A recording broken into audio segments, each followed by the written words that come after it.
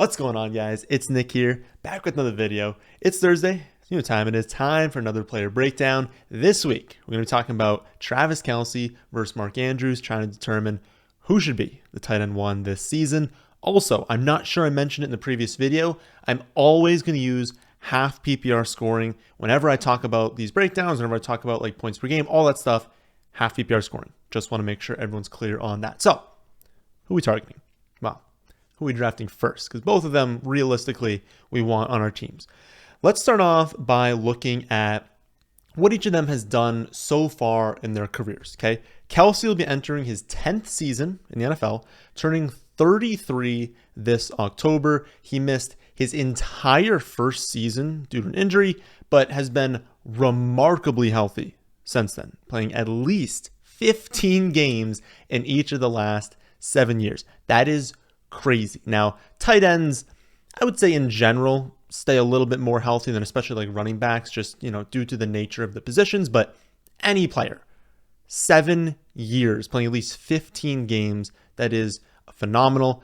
Over that time, he's finished the tight end 8, 1, 2, 1, 1, 1, and 2 in points per game over the fantasy season. So that's weeks 1 through 16 or 17 last season. Of course, he had the extra game last season.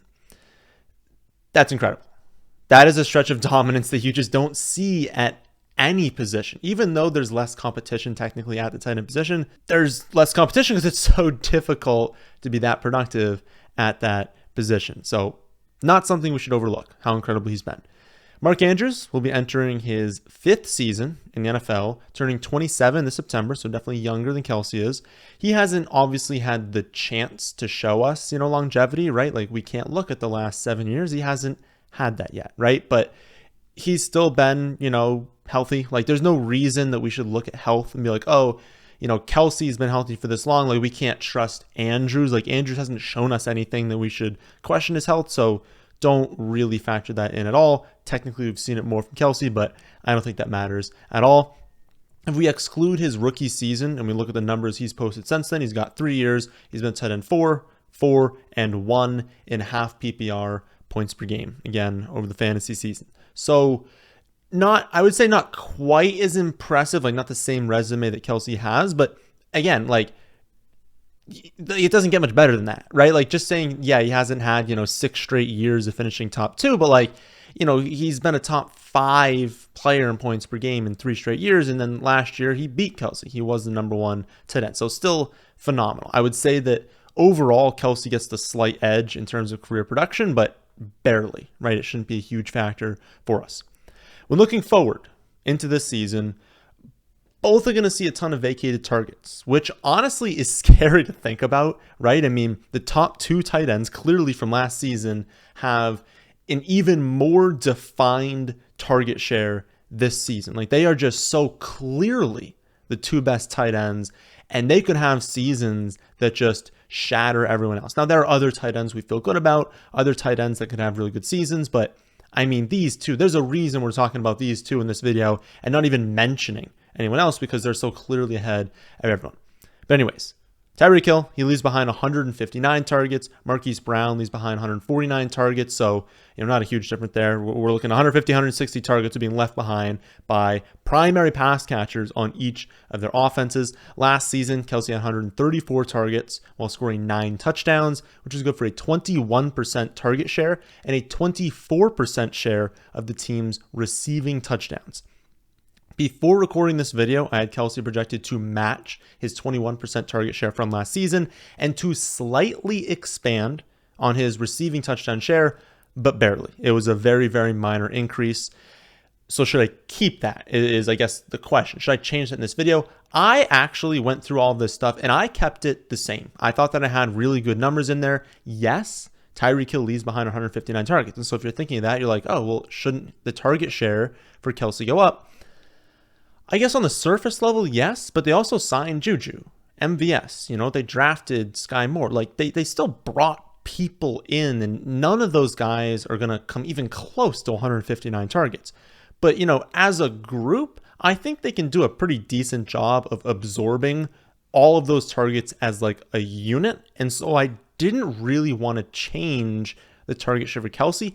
You could argue that Mahomes will lean on Kelce more, and I think that's a valid argument, that there's absolutely a possibility that Mahomes steps back and he just doesn't really have that same level of trust in those players as he did Tyreek Hill, and he leans a little bit more on Kelce. So if you believe that, you can bump up his target share just a little bit more. But yeah, I think that we also have to understand that defenses for the last 5 years have had to key in on Tyreek Hill, right? Your first objective when you're stopping Kansas City, or trying to slow at least Kansas City the last few years, has been Tyreek Hill. He's just a crazy mismatch that they no longer have. And so if defenses don't need to do that anymore, even if Mahomes wants to lean on Kelce a little bit more, it's not out of the realm of possibility that he can't. So I think those two things kind of balance out. And I just think we're going to see roughly what we did last season in terms of target share from Kelce. So I'm going to keep it the same.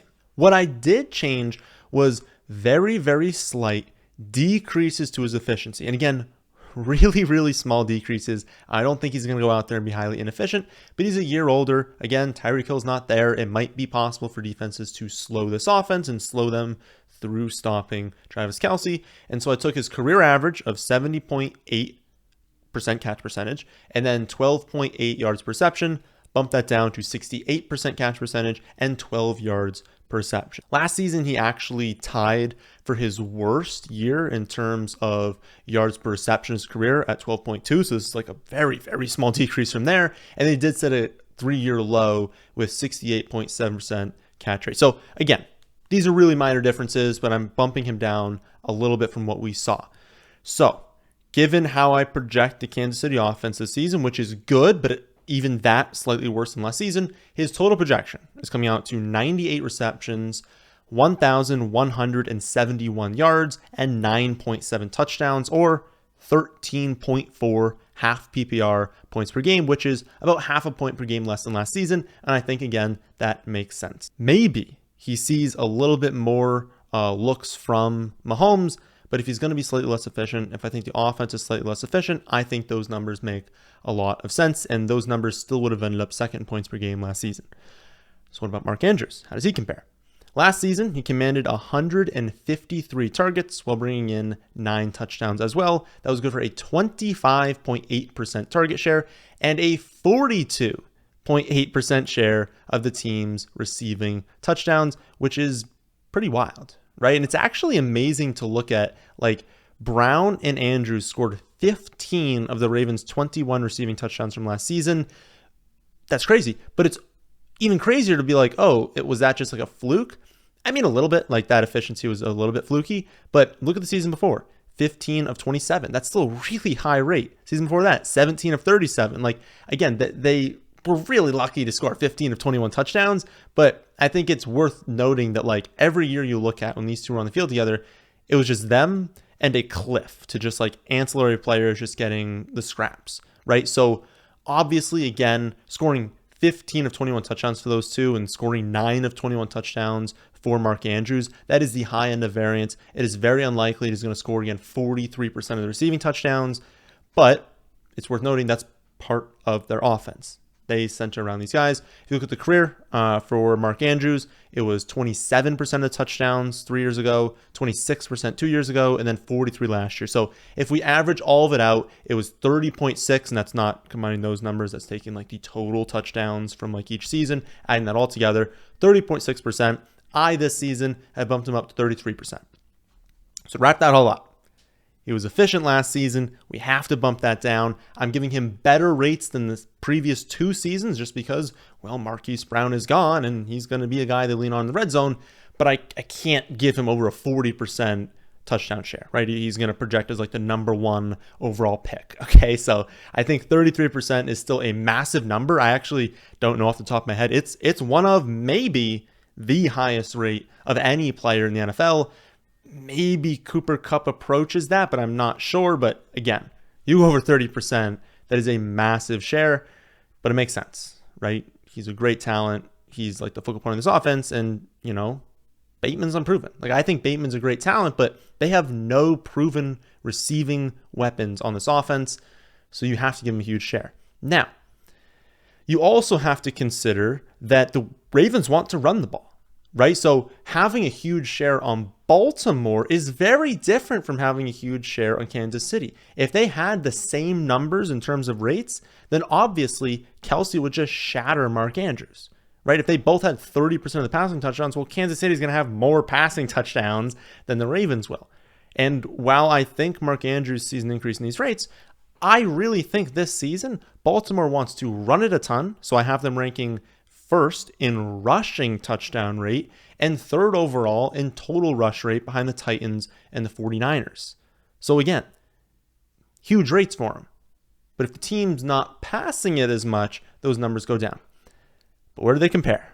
To Travis Kelce, here's what they are. For Mark Andrews, 100 receptions, 1,270 yards, 8.4 touchdowns, which comes out to 13.38 half PPR points per game. Incredibly similar to Travis Kelce. In fact, if you look at total scoring across a full 17-game season, in standard, I have 2 more total points to Kelce. In half PPR, it's 0.7 more. And if you look at PPR, it's actually Andrews who is 2 points better. So it really depends on the format, but it's also worth considering it's 2 points. That's like a catch, right? It's literally like one reception. It's going to be completely coming down to who scores more touchdowns, who gets a little bit lucky in a few games. They're coming out the same. I don't think we can possibly use projection to differentiate these two. So how am I going to make this decision? Last time we had to come down to projection. I thought that Chase, was deserving to be over Justin Jefferson in the projections. For this one, it's the opposite. We have to kind of go more off of feel. Who do we feel more comfortable with? For me, while I am concerned that defenses will, like I said, key in on Travis Kelce more often this season, and that his age will start to catch up to him to some degree. Again, he's going to be fantastic, and it's very likely both finish top 3, but maybe he becomes a little bit less efficient, and maybe defenses key in on him.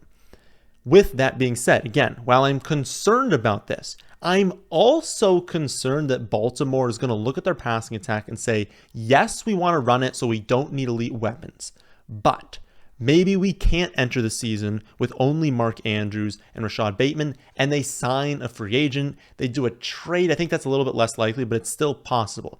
And because those possibilities exist right now, I think I'm taking Kelce just because there's a lot more downside if they do bring in a free agent, and there are some still available. If they bring someone in, if there's a surprise cut and they bring someone in, if they trade for someone, like those are possibilities for Baltimore. And if right now they're tied in the projection, I basically can't push Mark Andrews any higher. And so if they bring anyone in, it's coming from Mark Andrews, and that's definitely going to make Kelce higher. And I don't think that Kansas City's bringing someone in, right? I don't think Kansas City's going to sign someone that all of a sudden is going to make me terrified to draft Travis Kelce. So that's kind of where I'm at. Also just looking at the role, I'm just more confident in Travis Kelce, right? He's been at worst the tight end 2. I don't even know. A wide receiver is probably a wide receiver 1 through all these seasons, but at worst, he's been a tight end 2, the tight end 2 over the last 6 years. That's unreal. Right? And so maybe Andrews puts together another season that can beat him, but I just feel more confident in Kelce. So if I'm on the clock, I'm taking Kelce over Andrews. Though realistically, I think this is also a great takeaway from this. Since they're both so similar, and I'd be totally fine taking Mark Andrews over Travis Kelce, why not wait? Because we also know, number one, value is king. And so teams that get more value perform better on average, knowing nothing about what they did, no strategy, no players, what they picked, knowing nothing else. If you got more value, you do better. That is just how it works, right? We have the data to show that is how it works. So why not take a chance? If you really want to grab one of them in the late second round or something, but you think there's a possibility one of them's there in the third round, I would say just go for it. I would say, hey, I don't know which one to take. They're both on the board. Let someone else decide, and let's see if I can crush it. Let's take someone like the last running back on the board. Let's take, one of these elite wide receivers, and maybe the decision will be made for me because someone will take one and the other's there. Or you know what? If I don't get them, that's fine. I didn't get a crazy value. But I think that's how I'm going to approach it this season, is I'm not going to necessarily target them at their ADP. I'm going to hope that I get one of them at a really, really nice value. because I don't care which one I get. I think they're both fantastic. But if you really want one and you're making that decision, it's Kelce for me. So that'll do it for this week's breakdown. I'll be back tomorrow with some sleepers at each position. Then Saturday, we're going to go over some news and some ADP changes over the last week. Remember, you can always see my most up-to-date rankings by looking at our website, thefantasyfootballadvice.com, and you will be able to see my exact projections for every player very soon, so you can see how those change throughout the summer. But that, my friends, is the end of this one. Hope you all did enjoy. If you did, then how about hitting the like button, and how about subscribing to the channel if you're new here? But thanks for watching.